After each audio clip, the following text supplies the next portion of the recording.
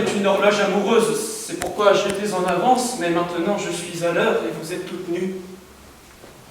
Il est dit dans mon cahier que la vision du corps nu de la dame, même si elle est demoiselle, doit venir tard après un long service que vous n'avez pas fait. Mais Viviane, je ne vous vois pas puisque vous vous cachez dans l'eau. L'eau de mon lac est transparente. Vous avez déréglé le temps. Et toute ma souffrance depuis hier et toute ma souffrance future. Les petites roues de mon horloge mènent leur mouvement indépendamment de moi. Celle du désir va si vite qu'elle entraîne toutes les autres. Que veux-tu, Merlin?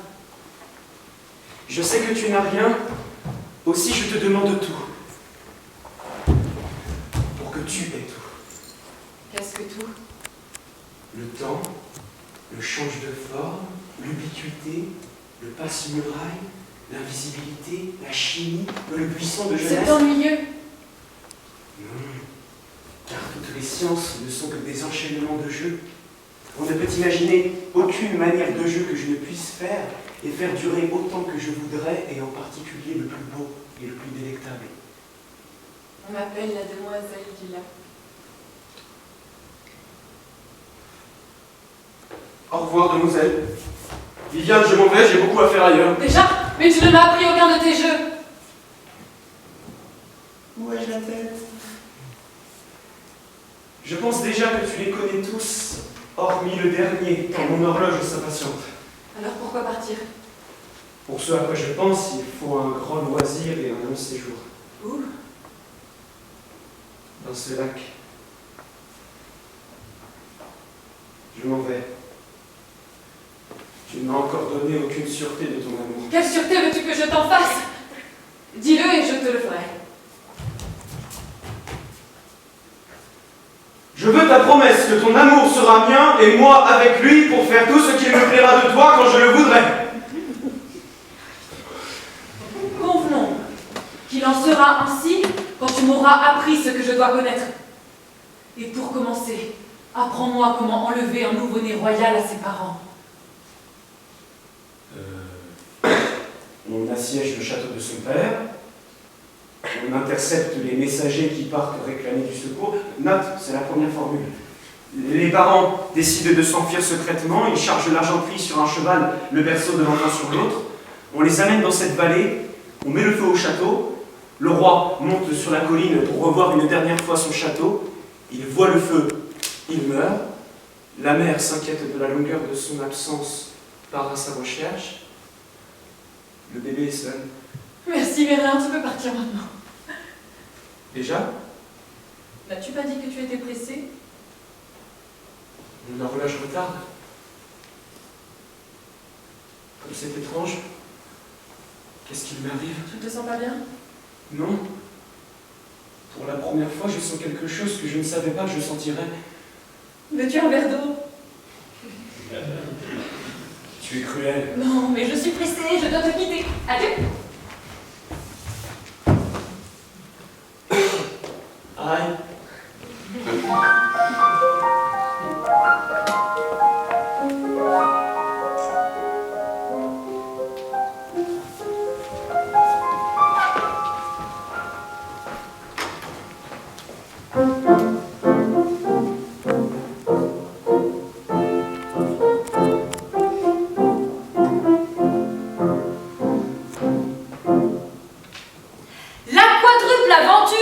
Maintenant consigné dans mon livre, se déroule en un quadruple lieu, ce qui n'est pas commode.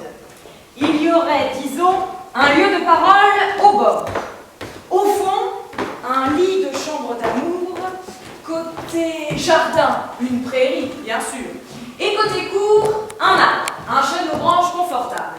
Le décor est en place, commençons. Le 30e jour après son mariage, un lundi matin, le roi Arthur, de retour au royaume de l'ogre, fut pris du désir de chasser dans sa forêt de Camelot qu'il n'avait pas vu depuis longtemps. Aussitôt, il prit à quai de convoquer les veneurs et de rassembler les chiens. Le roi était accompagné de ses neveux, Iva et Gauvin, et d'Acalon de Gaulle, qui était alors l'ami en titre de la reine Morgane. Quand ils furent entrés dans la forêt, ils trouvèrent une compagnie de cerfs et se lancèrent à la poursuite du plus grand et du plus beau d'entre eux.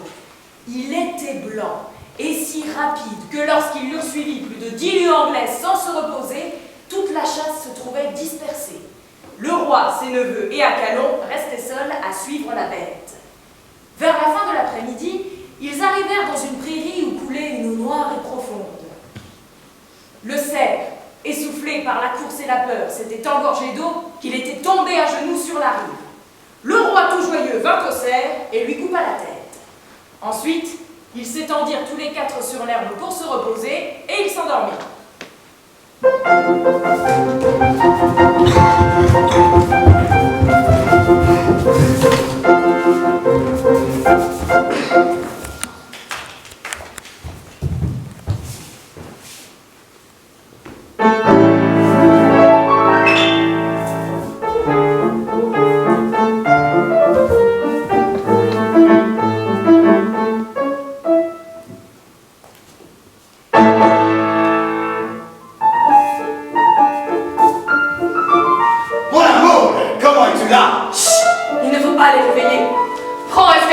Donne-moi ton épée. Ainsi procéda-t-elle à la substitution des épées. C'est le maman? Pas encore. Tout va le douer. Mais non, idiot.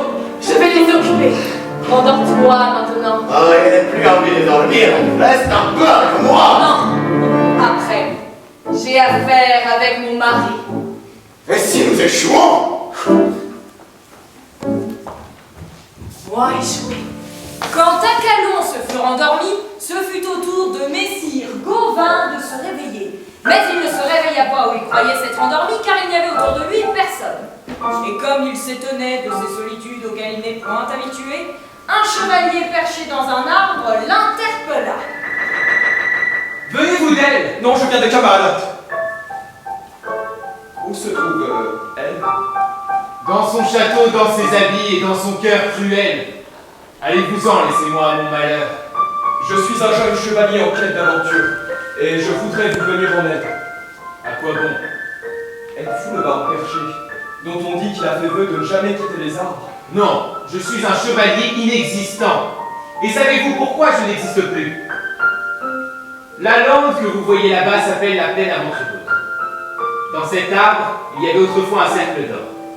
Voici un an, aux octaves de la Pentecôte, il y eut ici un grand tournoi. De tous les chevaliers, j'étais, je peux le dire, le plus brillant. Mais voyez-vous, je suis un chevalier pauvre. Parmi toutes les dames, il y en avait une plus belle que toutes les autres. C'était Arcade. Mais voyez-vous, elle est riche.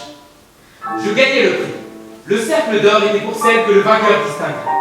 On le remit entre mes mains, je le portais entre celles d'Arcade. Elle s'en retourna dans son château, heureuse d'être la plus belle, elle qui était déjà la plus riche. Mais moi, je me sentis encore plus pauvre et pire, amoureux. Je lui rendis visite, je n'habite pas là. Je lui demandai d'être madame si elle voulait m'éviter la mort. Elle me répondit qu'elle ne m'aimerait jamais, car elle ne pouvait aimer sans déchoir un chevalier pauvre.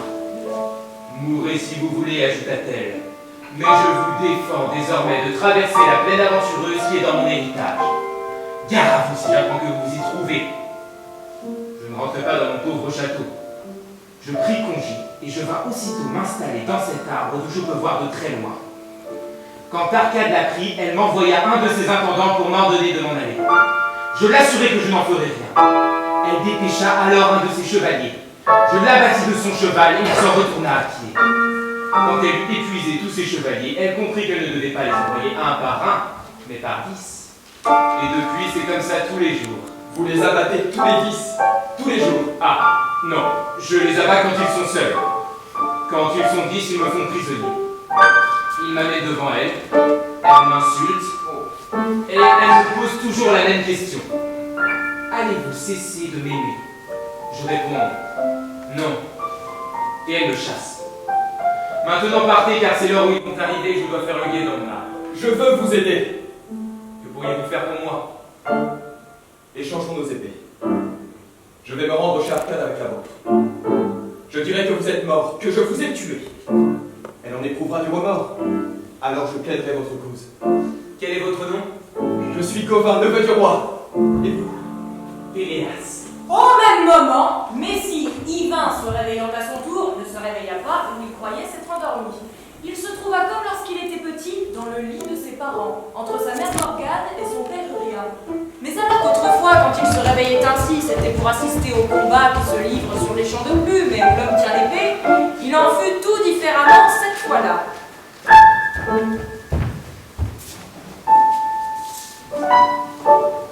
Ah, Magla, je voudrais que tu vois comment une fille et une femme de roi se serrent d'une lame. Mère, vous, un poignard à la main, vous êtes folle! Que viens-tu faire à ton âge dans mon lit? Mais vous avez tué mon père! Et quand cela serait, je sais ce que je dois faire. Mets-toi de ce qui te regarde. Je vous en supplie, je ne vous laisserai pas vous payer une chose pareille! Donnez-moi cette arme! Fils dénaturé qui ose porter la main sur sa mère. Enfin, Arthur se réveilla. Et quand il se réveilla, il se trouvait bien à l'endroit où il s'était endormi. Mais ses neveux avaient disparu. Et Acalon se tenait debout devant lui, l'épée à la main. « Que se passe-t-il » demanda le bon roi. « Il y a que nous devons nous battre » répondit Acalon. « Et qu'elle doit vous tuer. Le roi Urien est mort, Morgane a pris les pouvoirs, c'est elle qui sera roi de l'Ogre. Et moi, je suis son amant. » Tu mens ou tu es fou! Tu n'as aucune chance contre Excalibur! Il suffit au roi Arthur de quelques échanges pour commencer à soupçonner quelque chose, car l'épée que tenait Acalon brillait autant que la sienne était terne, lourde et inefficace dans ses coups. Pendant qu'il combattait ainsi et que son cœur se remplissait d'angoisse, Messire Gauvin accomplissait sa mission auprès de la belle Arcade.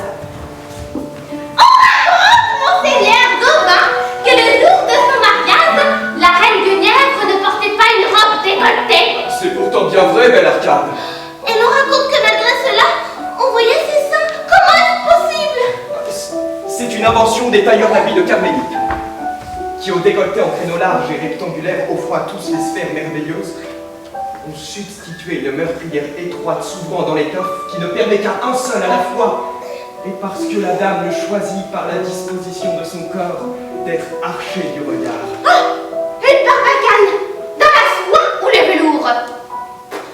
Comme ils sont heureux, les chevaliers du roi Arthur. Ne dit-on pas qu'ils sont la meilleure du monde? On le dit en effet. Il y a dans ce qu'on raconte d'eux quelque chose qui me les fait respecter plus encore. Quelle chose? Ils aiment tous par amour. Oh, vous dites vrai, car j'en connais bien peu à la cour de mon oncle qui n'est pas d'ami. Et vous, qui est votre ami, si Dieu me garde? Si Dieu me garde, jamais je n'ai eu d'amis. Jamais je n'ai encore aimé par amour. Je suis très jeune. Il n'y a pas longtemps que je suis chevalier. Et cette épée posée au pied de mon lit, c'est le roi Arthur qui vous l'a donnée? Non. C'est l'épée. C'est l'épée. Il faut que je vous dise. C'est une autre épée. Oh, peu importe.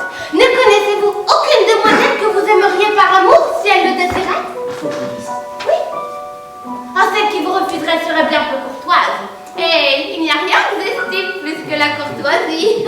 C'est par elle seule que nous pouvons garder notre rang. Arcade! Vous avez entendu? C'est un oiseau qui appelle son ami. Tant pis. Arcade. Et tandis que pour la première fois de sa vie, Messire Gauvin ajoutait caresses à prouesses et mêlait amours et armes, et que la douce blessure d'Arcade s'ouvrait pour se refermer ensuite, le roi Arthur, lui, se rendait compte que ces blessures ne se fermaient pas d'elles-mêmes. Enfin, quand l'épée qu'il tenait à la main se brisa, il comprit que tout ce qu'avait dit Acalon était vrai, que sa sœur Morgane l'avait trahi, qu'il avait eu tort de la dédaigner, et qu'il allait mourir. Excalibur brillait dans les mains du traître et s'approchait de son cœur quand tout à coup...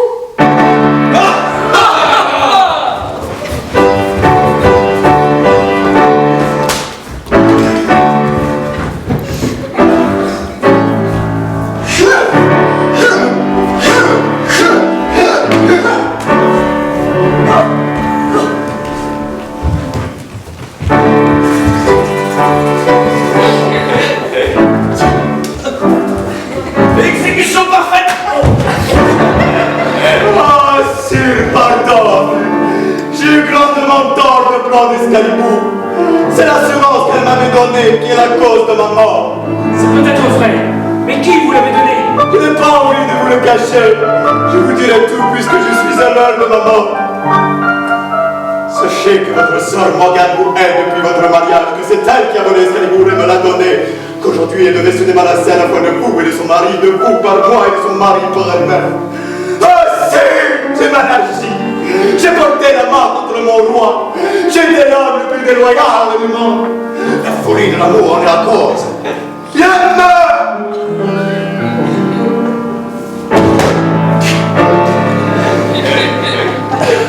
Pauvre Calon, je te pardonne. Tu n'es qu'une victime. Et je prendrai une si grande vengeance de ton bourreau qu'après ma mort, le royaume en parlera encore. Pourtant, comme elle doit m'aimer pour se montrer si sauvage. Tandis qu'Arthur s'assied pour réfléchir, Péléas, descendu de son arbre pendant le combat, apparaît dans la chambre d'amour et surprend Gauvin et Arcade endormis dans les bras l'un de l'autre. Désespéré, il place entre eux l'épée de Gauvin, puisqu'ils avaient, souvenez-vous, échangé leurs épées, puis se cache et attend leur réveil. Gauvin découvre qu'il y a maintenant 2 épées. Éveille Arcade, se jette à ses pieds en lui confiant des paroles que l'on n'entend pas. Elle se met à pleurer. Péléas apparaît. Gauvin se jette aux pieds de Péléas, auquel Arcade, oubliant sur le champ Gauvin, ouvre les bras et s'abandonne à l'amour véritable qu'elle récompense.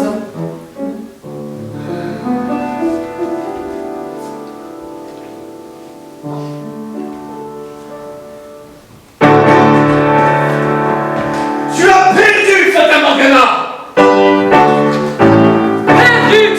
Morgana Fata. Comment ai-je perdu? À cette heure, Calon est roi. Non! Il est mort! Morgane, ton frère dort, mais quand il se réveillera, tu seras en danger. Il est impossible qu'il te pardonne, du moins pendant les 10 premières années de son règne. Sauve-moi, Merlin, en souvenir de tous les récits que je t'ai faits. Je veux bien, mais il faut que tu t'exiles. Ou en province. Non, je vais te donner une petite île dans la mer qui sera entourée de brume pour qu'elle puisse se déplacer à volonté. Il y fera beau en toute saison. Son sol produira abondamment fleurs et fruits de toute latitude, mais surtout pommes, tomates et citrons. Tous les oiseaux seront entraînés à la polyphonie, au grégorien et au sériel. Dans ton île, il y aura un grand château où toutes les fenêtres auront vue sur la mer. Tes compagnes seront aussi jeunes et aussi nombreuses que tu le désireras. Je les formerai moi-même à leurs tâches, particulièrement caresse, manipulation du radar et locomotion de l'île. C'est quoi le radar? Le radar, c'est un procédé de mon invention qui fera qu'aucun navire ne pourra voir ton île alors que ton île n'ait aperçu le navire. Mais si la visite de marins t'apparaît indésirable, la conductrice de l'île fera tomber un écran d'invisibilité moléculaire. N'aurais-je que des demoiselles? Non, tu pourras aussi inviter de jeunes hommes. Mais un à un, tu leur offriras de longues vacances sur tes plages. Tu pourras aussi inviter des troubadours, des trouvères, des minnesänger. Ils seront tous bienvenus, excepté ceux qui sont sur la liste noire. Ne reverrai jamais le royaume de l'ordre. Et mon frère? Et bien sûr, petite sotte, quand tu voudras quitter Avalon pour un séjour à terre, rien de plus simple. Tu te déplaceras sous forme d'une corneille. La corneille ne séduit pas beaucoup par sa conversation. Il ne s'agit que d'un avis de voyage. Je te ferai dresser un petit château dans la forêt de Brocéliande, et là tu pourras prendre la forme que tu voudras. Merci, Merlin. Pourrais-tu t'imaginer un jeune homme pour être mon premier invité? Hélas, ce n'est plus en mon pouvoir. Adieu. Chut. Embrasse-moi.